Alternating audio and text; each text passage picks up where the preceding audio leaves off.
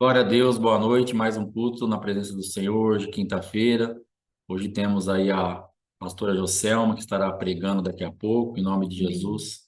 Queria que você fechasse os teus olhos, vamos orar em nome de Jesus Cristo, abençoando a Amém. vida dela, esse culto, adorando ao Senhor em nome de Jesus Cristo. Amém. Sim, Pai, nós te louvamos e te sim, meu engrandecemos Deus. por esse dia. Cremos, ó Pai amado, na tua misericórdia Aleluia. sobre as nossas vidas. Essa Queremos entregar esse culto nas tuas mãos, queremos oração. te cultuar, queremos ouvir a tua voz. Sim, meu Deus. Precisamos, ó Pai amado, de mais uma porção para esse dia. Sim. Em nome de Jesus, há algo reservado para cada um de nós nesse dia, nas nossas necessidades, nas nossas fraquezas, naquilo que nós temos, para nos alimentar do Senhor, Pai. Eu quero abençoar a pastora Joselma, para que seja um instrumento das tuas mãos a falar com as nossas vidas. Sim, meu Deus. Usa, ó Pai amado, esta mulher com poder, com autoridade, com Sim, graça, com ousadia, e que tenhamos, ó Pai amado, uma porção do teu reino a nosso favor, para sim, que mudemos os ambientes terrenos que nos oprimem, que nos cercam, que nos trazem tanto dissabores muitas vezes. sim, Precisamos Pai. de realidades do céu para Sim. termos alegria, para termos paz, para termos descanso. Em nome Aleluia. de Jesus, Pai, entregamos este culto nas tuas mãos, crendo na tua misericórdia, Pai. Nos ajuda e nos dá direção em todo o tempo. Em nome de Jesus. Amém. Amém, Amém. amém. Glória a Deus. Shalom, shalom. Então vamos passar aí a palavra, pastora Joselma, em nome Glória de a Jesus. Deus. Deixa eu achar a bichinha aqui. Amém. Glória a Deus. Então vamos pedir para ela ativar o som. Já vamos mudar aqui. Em nome de Jesus, glória a Deus, seja bem-vinda. Glória a Pastora Deus. Joselma, pode abrir seu microfone, querida, em nome de Jesus. Amém? Amém. Isso, amém. Glória a Deus, seja bem-vinda. Em nome de Jesus, fique à vontade. Deus te abençoe. Em nome de Jesus, amém? Glória a Deus. Shalom, amados. Amém. O pastor falou que é a primeira vez que alguém de fora está vindo pregar. Eu falei, opa, inaugurando aí um novo tempo, né, pastora? Está dando Amém. serviço para quem está ajudando aí, para quem está não sendo somente, né, ouvintes, mas praticantes e ajudando, trabalhando para o reino. Amém. Meu nome é Joselma, eu estou no Ministério com os Pastores há alguns meses já. Amém. E graças a Deus eles me receberam naquilo que o Senhor me chamou, como o pastor Alexandre falou, não, você vai ser recebida como pastora, que eu já pastoreei a igreja, e eu Certo. louvo a Deus por essa oportunidade de estar tendo almas, sendo pescadora de almas aqui nesta noite. E eu quero estar pedindo para os irmãos abrirem a palavra em 2 Coríntios, capítulo 2, o verso 2 e o 3.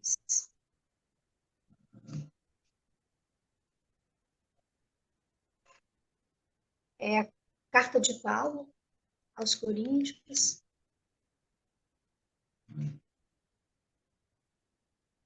Aleluia, Jesus. Eu vou ler aqui na minha versão. Amém. Fala assim: Vós sois a nossa carta, escrita em nosso coração, conhecida e lida por todos os homens, estando já manifestos como a carta de Cristo, produzida pelo nosso ministério, escrita não com tinta, mas pelo Espírito do Deus vivente, não em tábuas de pedra, mas em tábuas de carne, isto Sim. é, É nos porque- corações. Amém. Quero só fazer uma breve oração. Amém. Pai, quero que o Senhor fale conosco através desta palavra. Certo. Declaramos, Pai, nesta noite que somos Em nome cartas de Jesus. vivas, que somos cartas abertas, onde Amém. somos lidos por todos aqueles que nos veem. Sim, Peço Pai. que o Espírito Santo de Deus traga entendimento, traga essa paixão de Uhum. ler, entender e de se fazer conhecido pelo Senhor neste dia, Sim, em em nome nome de de Jesus. Jesus. Amém. Aleluia. Amém. Glória a Graças a Deus. Deus. Quando o apóstolo Paulo ele escreve essa carta para essa igreja, para os coríntios, para a igreja de Corinto, ele, ele não precisava de estar dando uma carta de recomendação para aqueles que fossem enviados por ele. Da mesma forma que hoje, quando nós somos convidados a levar uma mensagem ou a falar de Jesus, nós não precisamos de uma carta para que alguém nos valide, que nos recomende, mas nós somos essa própria carta. Nós somos essa carta viva, né? E como diz a palavra, escrita, e ainda no verso 2 fala, conhecida e lida por todos os homens. Devemos passar, através dessa carta que somos nós, que é a nossa vida, uma mensagem, não só uma mensagem escrita, mas uma mensagem de voz também. Essa mensagem que ela vai falar mais alto através de nós do que outras vozes que estão tentando confundir o mundo em que nós vivemos. Sim. Então, sendo essa carta, eu até desenhei aqui nesse rascunho que eu fiz uma cartinha, porque, né, aquele desenhozinho comum que a gente faz assim de uma cartinha, e porque eu comecei a ver no meu entendimento, né, na visão que o Senhor estava me dando para essa mensagem, essa cartinha. Porque quando você lê o que está escrito, mas se você lê em voz alta, você vai estar dando voz àquilo que você está lendo. Então, é para isso que o Senhor está nos chamando. Ele está nos comissionando como igreja a sermos conhecidos e lidos por todos os homens. Amém. Então, a nossa geração, hoje, ela precisa de ter essa palavra que é conhecida e que vai passar esse conhecimento para outras gerações, para outros homens, como disse aqui a palavra, para que não venha ser apenas uma voz comum, mas uma voz que condena aquilo que é pecado. Uma voz que fala mais alto do que nós estamos ouvindo, que tudo pode, que tudo é lícito, que nós temos o nosso corpo, nós temos a nossa fé, nós temos direito, nós temos e temos, mas a nossa voz, através da palavra da cruz, a mensagem da cruz, ela tem que ser mais alta. Ela tem que ser uma palavra, uma voz que sobressaia a tantas vozes de acusação, a tantas vozes também de falta dar a falta do mérito que tem o sacrifício de Cristo e não dar importância à nossa fala, à nossa voz, à voz da igreja. E Cristo, ele escreveu não com tinta, ainda continuando o versículo, mas escreveu pelo Espírito de Deus em nosso coração, não em tábuas de pedra, como ele escreveu com Moisés, mas em tábuas de carne, né? Então, totalmente em nós, em nós. E nós não confiamos essa mensagem a nós mesmos, porque quem escreveu foi o Senhor. Então, se foi ele quem escreveu essa mensagem, esse mérito não é nosso, vem dele. Amém. Ao mesmo tempo que nós temos essa carta, somos essa carta, temos essa carta escrita em nosso coração, a gente não vai falar só, olha, eu tenho todo o poder porque eu sou uma carta viva. Não, eu sou uma carta, mas escrita por aquele que tem todo o poder, porque a honra, né, a glória é dele, não vem de nós, mas vem dele. E Deus, ele não seleciona homens e mulheres separados para capacitar eles, só aqueles escolhidos ali para fazer uma diferença. Não, Deus, ele chama a todos. Ele chama a todos a fazer, cada um no seu chamado, mas ele chama a todos para se posicionar. E para estar levando essa mensagem e essa voz com êxito. Amém. E nós precisamos desenvolver o nosso corpo, alma, espírito, para servir de carta. Mas se a gente for parar, para que serve uma carta, né? Ela informa. Eu até quis trazer essa né, analogia de uma carta mesmo de papel escrita. Quando você recebe uma carta, ou quando você manda uma carta, para que serve essa carta? Ela tem título, ela tem exposição, descrição, ela tem uma conclusão. O que é mandado nessa mensagem? Ela serve para informar, para alertar, para protestar, para reivindicar também. E quando a gente trata para o reino de Deus, eu quero trazer essa alusão da carta de Paulo para nós no reino. Porque da mesma forma que você recebe uma carta, você recebe uma intimação, ela vai estar te intimando aí a algum lugar, a prestar conta de algo, né? E essa carta que o apóstolo Paulo fala, ela tem 3 características que vai formar essa carta que ele nos chama para ser. E essas 3 características são a causa, a compaixão e o testemunho.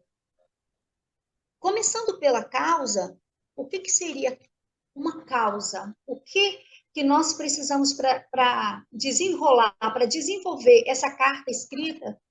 O que seria essa causa?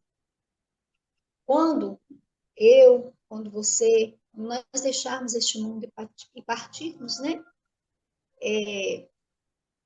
Eu gosto muito daquele versículo, eu creio que é em Eclesiastes, que fala que melhor é o fim das coisas do que o princípio delas. Porque no final de tudo, é que você vai concluir o que foi feito. Então, o que vão estar falando do lado do nosso caixão quando a gente morrer? Quem foi esse homem? Quem foi essa mulher? Qual era a causa que a consumia? O que fazia ela viver? Qual era o estímulo de vida para ela? Uns estão falando as qualidades, era um grande homem, era um grande político, era um grande empresário. E qual é a causa que o Senhor ele nos chama para viver e também para morrer? Essa causa, traduzido para nós, seria por aquilo que nós somos gastos. O que nós temos deixados para sermos gastos, né? Como uma vela. A vela, uma vez acesa, ela tem o propósito de iluminar, mas para isso ela vai sendo gasta, né? A gente fala, né, que vai soltando o choro da vela, ela vai sendo e ela vai ficando o quê? Vai ficando diminuindo, até ela ficar pequenininha e até acabar. Então, eu comparo muito a causa que nós temos de estar sendo cartas vivas, cartas abertas, a causa é de sermos gastos naquilo que o Senhor nos chamou para ser. Né? Então, mas eu estou me desgastando.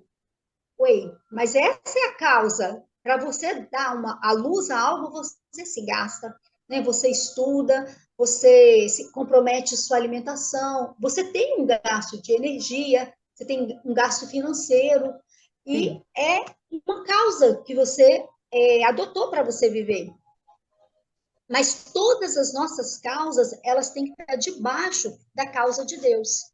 Sim. Por quê? Até Deus, ele foi chamado a atenção, né, pelos fariseus naquela época. Por que Deus está se gastando, tipo, com esse homem, com Jesus? Por que Deus ele se deu? Porque qual era a causa de Deus? Anunciar Jesus como seu filho. Então, houve um propósito de Deus. Então, se o propósito, né, o primeiro propósito de tudo de Deus era anunciar o seu filho, esse que é o meu filho amado, e que eu me comprazo. Então, se a causa de Jesus, se a causa de Deus era Jesus, sim, a nossa causa também, ela tem que estar nesse mesmo, né, patamar, nessa mesma missão, tem que estar nessa submissão em Deus. Por quê? Independente de onde que nós trabalhamos, estudamos, nossas companhias, a nossa vida, ela tem que ter essa causa junto. E qual é o propósito dela? Mas lá onde que eu trabalho não tem como eu anunciar a Jesus. Pede estratégia ao Espírito Santo, porque ele dá, e vai dar um jeitinho ali de você colocar a sua causa no seu trabalho. Porque a primeira característica é a causa, e ela não pode ser, eu achei até engraçado essa palavra, ela não pode ser transferível. E eu lembrei de que muitas vezes, né, um pede a sua capa, como Eliseu fez com Elias, né, que queria, dá a sua capa aí, que eu quero a capa, porque eu quero ser como você. Outros pedem, pastor, coloca a mão na minha cabeça, passa os seus dons para mim. Mas, da mesma forma, essa causa ela não é transferível por uma de uma imposição de mãos. A causa ela tem que ser buscada, porque é buscando que você vai encontrar o seu destino. E como que você encontra a sua causa? Eu gosto muito de falar assim, vai fazer Mateus 6,6, né? Fecha a porta do seu quarto e ora. E o testemunho de Judas e de Pedro, eles contam muito para nós, vendo sobre causa. Os mesmos dois discípulos andaram o mesmo tanto de tempo com Jesus. Andaram 3 anos e pouco ali com Jesus. O que Jesus fazia, eles estavam vendo e foram conhecendo e tendo intimidade com Yeshua ali. Sim. Os dois traíram Jesus. Traíram não, negaram Jesus. Os dois negaram. Mas um tinha intimidade, que era Pedro. Pedro, Jesus se revelou a ele. Pedro, ele teve a revelação, né, de que, mas quem eu sou? É o Filho de Deus. Então, como Pedro tinha essa revelação de Jesus e tinha intimidade, quando ele negou a Cristo, ele soube o caminho que ele tinha que fazer de volta, e ele se encontrou com o Senhor. Judas andou ao mesmo tempo, negou, vendeu, mas ele não fez o caminho de volta, por quê? Porque ele não conhecia Jesus. Ele não tinha intimidade. Então, quando o homem, e o caminho que ele tornou foi o quê? Ele não voltou àquele que podia perdoar, ele foi aqueles que julgaram. E o final dele foi a morte. Ele se matou, né? E quando o homem ele encontra essa causa, ninguém pode removê-lo de lá, porque a causa, ele se apaixona por essa causa. Então, né, nessa meditação, essa é a nossa causa. Qual é a minha causa, Senhor? Qual é a nossa causa? O que que o Senhor quer que eu me apaixone, que eu busque para ter esse mesmo procedimento que Pedro teve? A segunda característica para sermos uma carta, ainda, né, estando na composição dessa carta, é a compaixão. Compaixão significa ser movido nas entranhas. E o lugar onde que nós entendemos como a sede das nossas emoções, nós ocidentais, é o coração. Ai, meu coração está apertado, ou meu coração está doendo. Mas nós temos que nos lembrar que Yeshua é do Oriente. E nós temos que ler a Bíblia e entender a Bíblia como o oriental entende. Já essas entranhas para o oriental, para o povo do Oriente, ela é a parte do intestino. Ela é as suas entranhas, são as suas vísceras.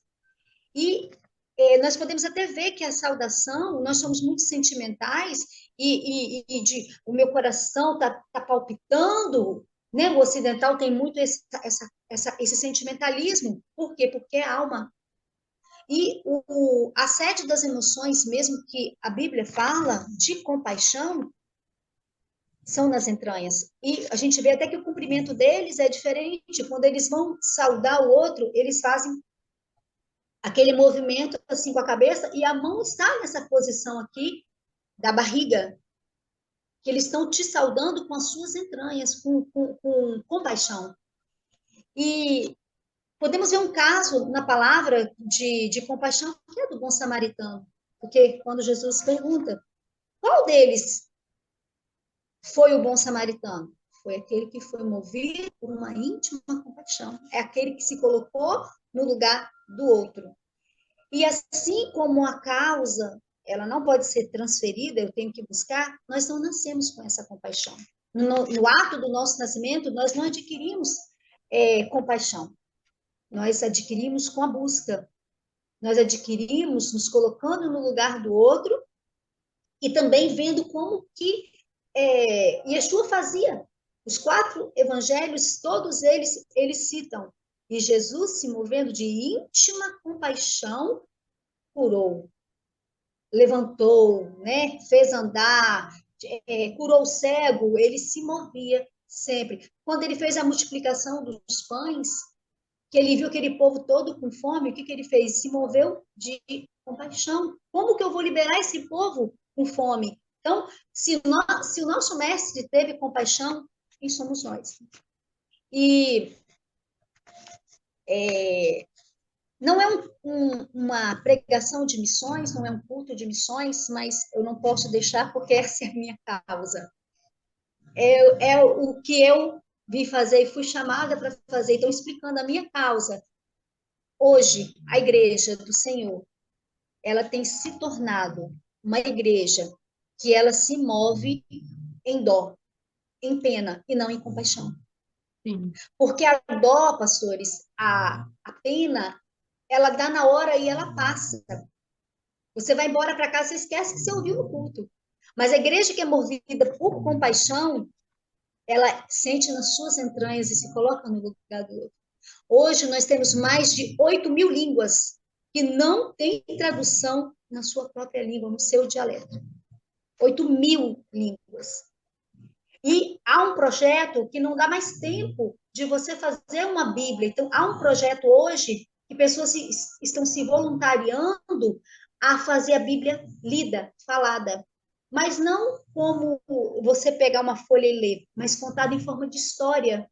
Como aconteceu no tempo de Moisés, que ele reunia, ele contava os feitos, né?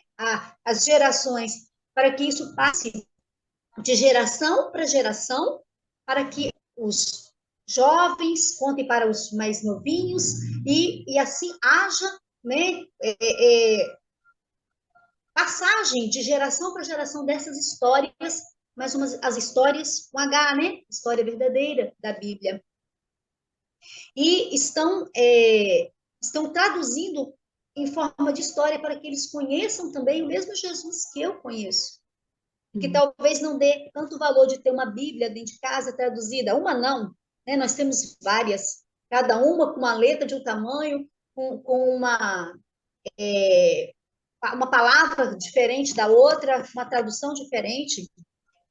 E a palavra também traduzida, que eu achei muito assim, nossa, isso me moveu e mexeu nas minhas entranhas, é a palavra compaixão. Ela é a mesma palavra no original do grego, e bem parecida também. Não posso falar certamente do hebraico, porque o hebraico é mais complicadinho, mas pela palavra baço, que é esse órgão que nós temos no nosso corpo, que fica do seu lado esquerdo, nessa cavidade, né, do lado esquerdo, abaixo um pouco aqui do lado do coração. E a tradução baço, no original, é compaixão. E nós sabemos, pouco se estuda sobre o baço, mas nós sabemos de pessoas que, quando tem um problema nesse órgão, elas podem retirar o baço e podem continuar vivendo. Amém? Porque se eu tirar o coração, não tem jeito. Tirar o cérebro, não tem jeito. É um órgão vital. Mas o baço, você vive sem. Ele é um órgão pequenininho, 150 gramas. Ele é responsável pela imunidade do nosso corpo, né? Ele fabrica anticorpos. É um órgão importantíssimo para o sistema linfático, porque ele filtra o sangue, assim como o rim, mas ele filtra o sangue tirando as células que estão velhas, as células vermelhas. Então, ele dá um up, né? Ele é sangue novo, pastor, ele é sangue novo aí. E esse baço, ele é muito importante para o corpo, mas se tiver uma inflamação, uma ruptura, e ele for arrancado, o corpo sobrevive sem o baço. Sim. Então, trazendo para nós hoje, nessa analogia, nós podemos ver que mesmo hoje a igreja sendo corpo, se tirar a compaixão, ela sobrevive. Verdade. Se tirar o baço, ela sobrevive. Ela sobrevive muito bem. É um exército de pé de mortos. Mortos-vivos, zumbis, mas nós não podemos chamar de igreja. A igreja que nós conhecemos é uma igreja que tem que ter o baço, tem que ter a compaixão. E produzindo também, né, os anticorpos. E quando esse baço ele é retirado, o que acontece também? Ele faz com que os outros órgãos do corpo trabalhem mais para dar conta do que ele não está fazendo. Então, se eu não tenho compaixão dentro da igreja, Se a minha igreja não tem uma compaixão dentro do reino que o Senhor chamou, tem outros órgãos trabalhando mais, fazendo o papel da igreja. Porque a compaixão, né? Uma das coisas que eu sempre gosto de frisar, que compaixão, sendo um trabalho da igreja, a igreja também é aquela que ela que tem que fazer o papel de sustentar órfãos e viúvas. E muitas vezes, o que nós fazemos? A gente fala assim, vai na prefeitura, vai procurar um sistema que possa te ajudar nessa área aí, um CRAS, mas é a igreja que o Senhor chamou, é a igreja que o Senhor ordenou que cuidassem dos órfãos e das viúvas, né? E não somente fisicamente falando, mas o trabalho que poucos pastores estão desenvolvendo hoje é de cuidar de órfãos, de pessoas que não têm pai, que não têm uma paternidade, que está perdida, que não sabe o que fazer, para onde ir. Pastora, qual é o meu chamado? O que eu estou fazendo na terra? Ou o órfão que não tem a paternidade, e a viúva, que, como os pastores trouxeram, tanto no curso de casados, não casados, o marido, a esposa e a viúva que está ali, mesmo se sentindo viúva, e deram a igreja dando esse suporte para aquela que se sente viúva, a igreja dando suporte para aquele que se sente órfão. Sim. Então, o trabalho da igreja é esse, é de acolher aquele que fala, mas eu não tenho quem me dê uma direção, que me dê uma orientação, me mostre o caminho. E esse é o papel da igreja. Mas hoje que nós vemos muitas vezes, em muitos altares, ser pregado um evangelho sem morte, um evangelho sem amor, um evangelho de prosperidade e um evangelho também sem dor, né?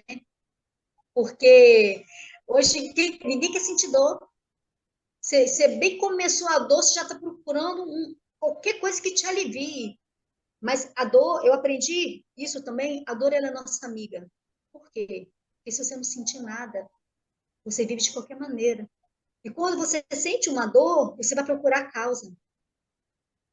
Aí a gente começa a querer, a ver que Deus precisa nos ensinar também a não tratar somente o sintoma, mas ver o que está causando essa dor. Então, o que está causando essa dor em nós, que nós precisamos de buscar a Deus. Porque, assim, a compaixão dentro da igreja, ela pode acalmar, aplacar a dor do coração de Deus também. Porque Deus, ele é um Deus de compaixão. E muitos não entendem e falam que Deus é esse que deixa, né? Bota essa palavra e titula ela para Deus ali e fala que deixa uma criancinha morrer, que deixa um pai abusar, que deixa uma esposa ser abusada. Onde que está Deus? Ele é um Deus de compaixão. E é por isso que ele nos chama para ser igreja.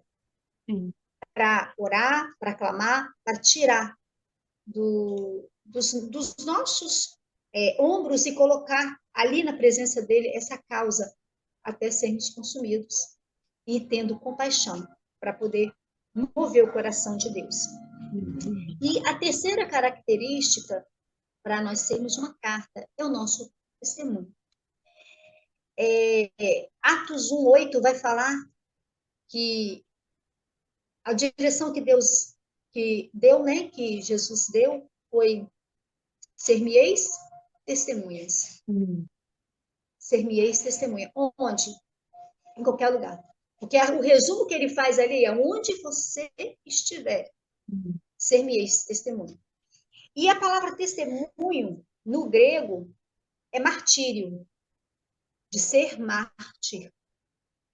Aí, quando eu estava orando e perguntando ao Senhor, essa missão que o pastor Alexandre me chamou hoje, eu perguntei ao Senhor assim, pai, o que eu falo? Ele, do ministério. E eu tentei lembrar do ministério, eu lembrei, morra. Aí eu falei assim, entendi. Morra, vem viver. Eu falei, tem tudo a ver, então, com o que eu quero falar. Porque dentro desse ministério é chamado para que você morra. E se você não estiver disposto a morrer para viver, você está no ministério errado. Porque você está sendo chamado para morrer. E está dentro da palavra. Por quê? Porque testemunho significa martírio. E é disso que nós estamos falando. A noiva de Cristo, como eu falei que a igreja não quer sentir dor, a noiva ela precisa ficar maturada, ela precisa ser madura. Porque quando o noivo vier, ele não vai procurar uma criança para se casar. O noivo vai procurar uma noiva. E uma mulher o quê? Madura. Porque só está pronto para se casar a moça que estiver madura. E ele vai procurar a igreja a noiva, que está correspondendo com o que ele está buscando. Por isso, nós precisamos desenvolver a ideia de termos uma mentalidade madura. E como que nós chegamos até essa maturidade? Buscando, como nós já falamos. E Apocalipse 6, o verso 9, tem aquela parte que vai ver quando as almas elas estão clamando por justiça. E elas perguntam ao Senhor, até quando que o Senhor não vai me vingar? E a resposta do Senhor para elas é até que se complete o número de pessoas que morrerão por Cristo. Até que se complete o número de mártires. Então, uma das respostas que nós temos, quando é que Deus vai começar a fazer justiça no mundo? Quando eu e você nos colocarmos como mártires, para completar o número dos mártires que precisam morrer por essa causa, para ter compaixão, para que se cumpra a palavra dele. Mas espera aí, como que se dá isso? Como que eu vou morrer? Como que eu posso morrer? E muitas vezes, né, na nossa palavra, alguém pode estar escutando e falar, meu Deus, eu vou ter que morrer como? Pedir para o Senhor para me matar, para me levar, procurar me matar, como que eu vou morrer? E hoje, na igreja perseguida, que nós não somos a igreja perseguida, o Brasil não tem perseguição, vários homens e mulheres estão escrevendo uma carta, mas é uma carta de amor, uma carta de morte, porque pode ser o último dia delas, pode ser a última noite que esse pastor está pregando naquela igrejinha. Por quê? Porque eles não são famosos, eles não têm título, eles não têm cargos, eles são homens e mulheres que resolveram ser uma voz dessa que clama, e o Senhor falou com elas para que elas fossem desempenhar esse chamado, sendo a voz que clama mais alto. E eles estão ali, em lugares onde que ninguém conhece, não são ovacionados, aplaudidos, não estão em púlpitos, não estão em igrejas, né, com os seus assentos acolchoados, mas são aqueles que Deus chamou para que eles fizessem algo. E como que eu começo e como que eu consigo morrer? Nós podemos morrer nas pequenas coisas, um dia de cada vez e um pouquinho de cada vez. Como que nós morremos? Confiando os nossos projetos a Deus. Deus, nós temos o mesmo sonho que Deus tem. Que bom. Mas quando nós temos um sonho que não é o sonho que Deus tem para nós temos que entregar esse sonho para o Senhor. confiando os projetos, entregando que ele vai dar o melhor projeto, o melhor método, o melhor meio para a gente estar realizando esse sonho, esse projeto. Também entregando os nossos pecados de estimação. Né? Eu costumo dizer que o pecado de estimação a gente coloca debaixo do braço e fala assim, ai, mas esse... É igual quando você vai limpar o guarda-roupa, né? Ai, esse que eu dou, esse sapato que eu dou, esse vestido. Ai, mas esse daqui. Aí Deus fala assim, mas é esse mesmo que eu queria, é esse aí que eu estou te pedindo. Quando Deus se pediu para Abraão, ele não pediu Ismael, ele pediu Isaac. E dar Ismael é fácil, porque Ismael é algo que você não deu seu sangue, suor e lágrima, mas Deus ele vai te pedir justamente o seu Isaac. E muitas vezes o nosso Isaac é aquilo que a gente fala assim, eu não consigo viver sem. Se tirar isso aqui de mim, eu morro. Aí a palavra-chave, Deus, ó, pera aí que o código era esse aí mesmo. Você morre. Então Deus tira aquilo que você tem que morrer. E não estou falando heresia, porque a palavra está aqui, né? Em Gálatas 2:20. Eu amo, eu me converti com esse versículo, já estou crucificado com Cristo. E a vida que eu vivo hoje, não vivo mais para mim. Já estou crucificado. Mas crucificado é cruz, é morte. E quando nós cumprimos esse papel de entregar o nosso Isaac, e muitas vezes o nosso Isaac também, ele é o nosso ídolo. Ele é o nosso bezerro de ouro. Mas a gente não vê. Como o pastor Alexandre já falou, toca em tudo, mas não toca no ídolo. Aqui você não mexe, não. Por quê? Porque dói. Mas a igreja não quer sentir dor, a noiva não quer sentir dor, nós não queremos sentir dor. E a gente vai caminhando. E vai chegar um tempo da renúncia, e o caminho que você está fazendo, a morte física vai chegar. E quando essa morte física chegar, nós vamos olhar para a cara dela e vamos falar assim, morte, onde está a sua vitória? Eu não tenho medo do seu aguilhão, da sua arma, porque eu já morri. Quantos têm medo de morrer? Se fizer essa pergunta que você tem medo de morrer, se você levantar a sua mão, então você precisa de morrer rápido.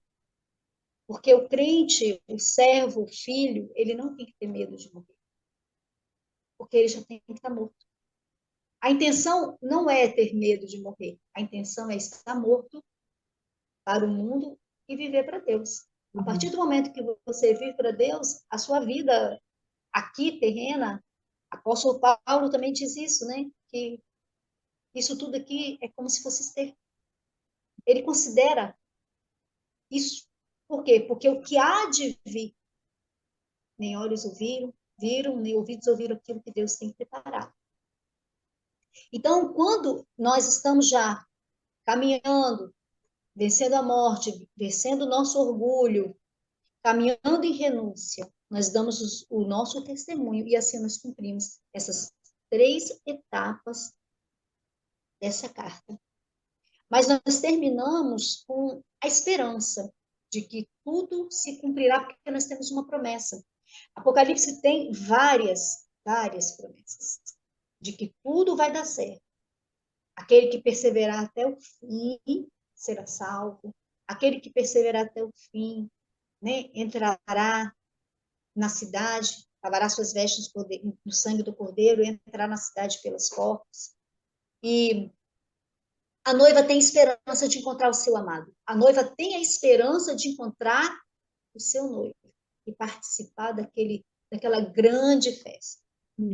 E dizer, eu sou do meu amado e o meu amado é meu. E assim como nós temos essa carta, né, que ela é composta de começo, de meio, de fim, compondo aí a nossa causa, tendo compaixão e dando o testemunho de quem nós somos, né? De não precisarmos de pregar, mas da nossa vida ser lida de uma forma que nós já chegamos pregando. porque Amém. nós temos um testemunho. E assim também, no finalzinho de toda a carta, a gente coloca a data, o lugar que você está fazendo, né? E você assina. E hoje o Espírito Santo, ele está te chamando, ele está me chamando a fazer isso, a fazer esse compromisso de carta viva, de carta aberta. Quando você escreve uma carta individual, você escreve para alguém, endereçado para alguém. Mas o Senhor está nos chamando para uma carta aberta. Uma carta aberta você escreve como uma empresa, você escreve como uma pessoa jurídica. E essa carta, ela é para todos. Eu não vou endereçar essa mensagem aqui hoje só para o pastor Alexandre e para a pastora Fátima. Não, essa carta, ela é uma carta para o mundo. Então, ela tem hoje o dia, né? Hoje, dia 6, né? Dia 6 de julho de 2023. Nós estamos aqui, vamos botar Brasil, São Paulo, Espírito Santo, e nós vamos assinar o nosso nome, colocar o seu nome e selar o seu nome, dizendo para o Senhor, Senhor, eu quero assumir um compromisso de ser uma igreja que quer morrer para viver, para fazer corpo nesse ministério, para não ser apenas uma pessoa, para ser apenas um enfeite dentro da igreja. Não, é nos movermos no reino e trazer pessoas também para o reino. E essa noite, pastor, eu sonhei com vários comprimidos de cápsulazinhas, assim, cápsulas na minha mão, e eu não via o lugar que ela vinha e nem para onde que ela ia, mas eu sentia no meu espírito que era algo que eu ministrava através da internet. E esses comprimidos eram palavras de cura. Aí eu falei, mas logo hoje eu vou sonhar com isso? E né, eu falei assim, é coisa do pastor Alexandre, ele deve estar orando para me trazer uma palavra, e as cápsulas eram essas, e coloridas. E eu creio que essa é a palavra que o Senhor trouxe ao meu coração, né? E eu choro muito quando eu me comovo muito com essa estrutura que a gente vê hoje de pessoas não alcançadas, de estar falando, apesar de não ter esse chamamento de missões, mas me envolve, né? Essa obra, por quê? Porque nós sabemos que Jesus só vai voltar quando todos ouvirem falar dele. Se você quer que Jesus volte logo, então você tem que ter uma coisa no seu coração: pregue a palavra a tempo e a fora de tempo, porque ele só volta quando todos ouvirem. Tem 8.000, vamos orar, igreja, 8.000 dialetos ainda sem ser traduzidos. Então, ainda acho que a gente vai ficar um tempinho mais aqui na Terra. E eu estava pensando que eu já ia, mas vamos orar para que os jovens se apaixonem por essa missão e que façam o ID, né? De pregar a toda criatura. Amém. Amém. Em nome de Jesus. Amém. Glória a Deus. Glória a Deus. Amém, irmãos. Glória a Deus por essa palavra. Excelente. Glória a Deus. Muito obrigado, pastora Joselma. E tá aí, tá nos chamando, né, para morrer. Quem for espiritual vai entender essa palavra como espiritual. Se você for carnal, você não vai entender essa palavra, porque essa palavra vai te machucar demais. Mas se você for espiritual, essa palavra vai te alinhar, vai te despertar. Aleluia. Eu tenho aprendido e ensinado que, em muitos casos, a obediência e a desobediência nos levam no mesmo lugar. Porém, a obediência sem dor e a desobediência com dor. Eu estou chegando em muitas coisas na minha vida no mesmo lugar, só que com muita dor, porque fui muito desobediente. Então, Deus tem nos dado uma oportunidade. Falou, ó, tem uma causa, tem uma compaixão, tem um testemunho, mas só que você pode obedecer e chegar no lugar sem dor. Sim. Se você pode desobedecer e ser levado a esse lugar com dor. Aí vai ser a minha escolha e a sua escolha. Sim. Tomara que escolhamos obedecer para que nós cheguemos no lugar com o mínimo de dor possível. Doer vai doer, que a irmã acabou de falar que o processo ele dói, ele não tem como, porque nós estamos contra tudo e contra todos, nós estamos contra o inferno, contra demônios, contra governo, contra tudo que a gente pensar, então não tem como não ter dor. Mas na obediência vai doer menos, em nome de Jesus. Então eu creio que o Senhor nos levará aí a um entendimento para que morramos mesmo, para que entendamos que o melhor a fazer é morrer para viver e o morrer o mais rápido possível. Não resista à morte, porque só vai adiar o seu sofrimento. Você vai morrer do mesmo jeito, vai doer bastante, vai entrar num processo tão vergonhoso, vai passar por tanta coisa desnecessária. E entenda o que eu estou te falando. Tem muita coisa que dá para você evitar. Verdade. É um processo que dá para ser bem mais fácil, bem mais curto, mas por causa da teimosia, da rebeldia, da arrogância, da prepotência, do eu sei tudo, eu posso tudo, é do meu jeito, aí não tem como a gente não ser quebrado. Sim, pai. Mas se a gente se encaixar nisso que nós acabamos de aprender agora e nos dobrarmos diante disso de verdade, vai ficar bem mais fácil para nós, em nome de Jesus. Amém? Então, muito obrigado, pastora Joselma, Deus te abençoe. Se prepara porque mais vezes virão. Semana que vem, missionária Maria de Fátima vai estar pregando na quinta-feira. Hoje acho que ela não entrou aqui, mas ela vai estar pregando, já está convidada. E nós estaremos chamando outros irmãos, tá? Aqui sim. Semana que vem é ela. Amém? Em nome do Senhor Jesus. Irmãos, é oferta e dízimo quem tiver para enviar para o ministério. E nós estamos pedindo essa semana, quem puder enviar uma oferta específica para o pagamento do Zoom. Nós renovamos o Zoom, ele é por um ano, esse aplicativo que a gente usa. E é $150 para fazer a renovação. Deu R$ 750. Alguns irmãos já enviaram oferta. Se você puder estar ajudando, nosso cartão vence dia 11, tá bom? Então você envia além da sua oferta normal, se você puder ajudar no Zoom, amém. Se você não puder, Deus te abençoe da mesma forma e o Senhor te multiplique aí para que você possa gerar uma renda para poder fazer aquilo que está no teu coração. Amém? Deus te abençoe em nome de Jesus. Domingo, culto às 19h15 no virtual, às 19 horas no presencial, porque nós estamos fazendo um tempinho de louvor, não estamos conseguindo transmitir o louvor ainda. Então, no presencial às 19, no virtual às 19h15. Amém? Santa Ceia, não esquece. Deus abençoe. Shalom, boa noite. Shalom, shalom. Deus abençoe. Boa noite. Glória a Deus. Aleluia.